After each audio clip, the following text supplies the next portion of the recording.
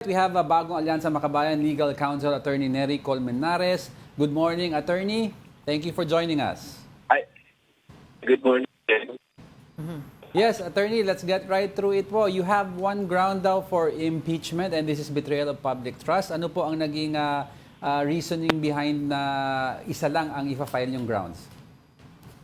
Ay, Drop wala. yung call, sayang, oo. Oo. Pero yun pinag-uusapan natin dahil of course numbers game ito pagdating syempre sa Senate.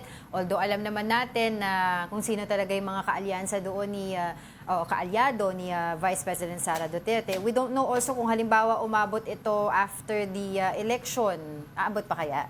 After the election may iba yung face ng ng Senate. Hindi, kanate. Kasi pag nag-transmit na sa Senate yan, the moment Congress transmits the articles of impeachment to the Senate, meron time frame wherein they have to try the case already.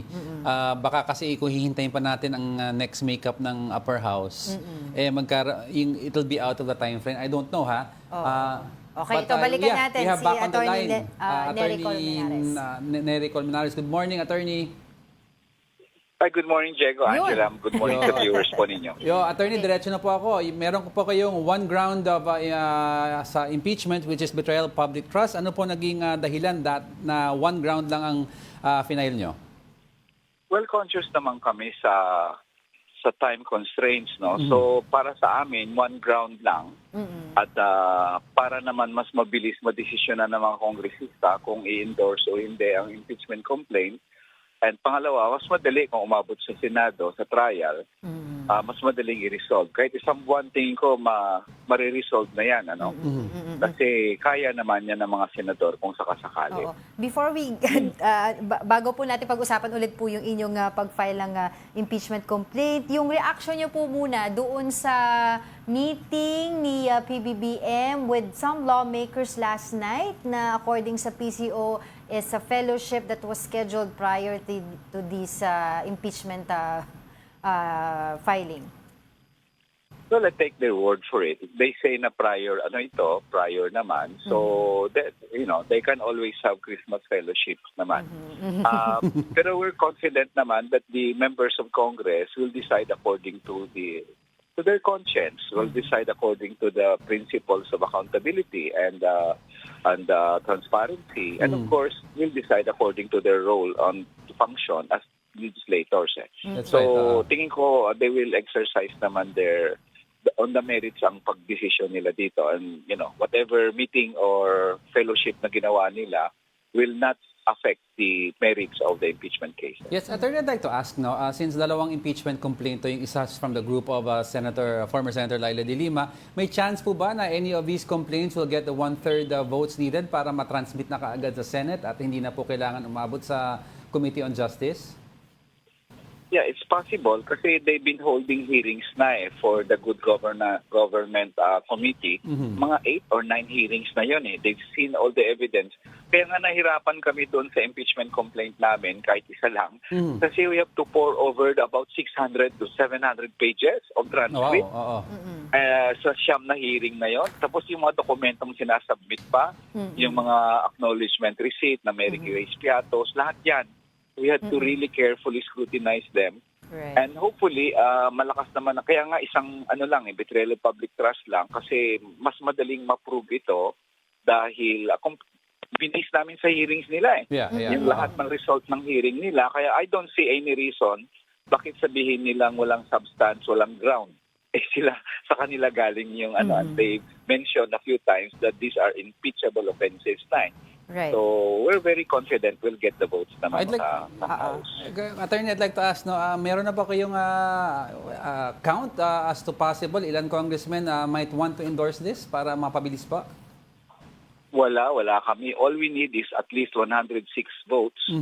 So, wala kaming bilang naman. We leave it to the members of Congress to decide. No? Okay. And of course, the senators to also decide on the basis of their conscience and their legislative function. Opo. We've seen and heard po yung statement ni Senate President Chis Escudero saying na mas maigi, hindi na muna sila magsalita yung kanilang mga co-senators dahil they will be serving as judge if ever magkaroon ng trial. But here you are, meron po si Senator Bato de la Rosa saying na what's the use of confidential funds if you will divulge where you're spending, mga nagsasalita po na ganun. Have we talked to senators already? Well, I agree with the Senate President Chis Escudero na wag muna mag-preempt ng mga senador ang boto nila, especially since hindi pa naman nila nakita ang ebidensya eh. Hindi pa naman nila nakita ang complaint eh. So, kung may judgment na sila, edi may problema tayong malaki. Pangalawa, hindi alam siguro ni Senator De La Rosa na there is a DBM, DILG circular on the use of confidential funds. Hindi nakalagay doon na pag tinanong ka, paano mo ginastos ang confidential funds, sabihin mo secret. Secret, di ba?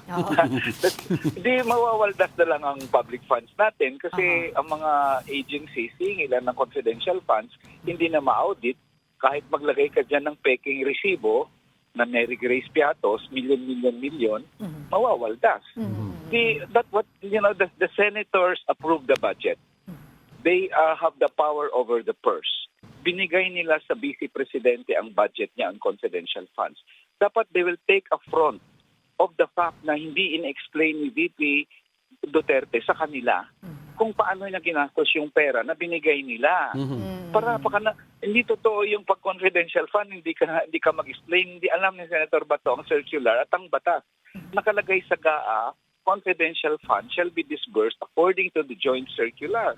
At nakalagay sa joint circular, hindi pwede yon. Can you imagine? Medicine. Bakit siya naging confidential fund? Ba't hindi mo siya nilagay sa regular budget? Kasi ayaw mong i-audit kung sino yung binigyan mo ng medicine? But goods.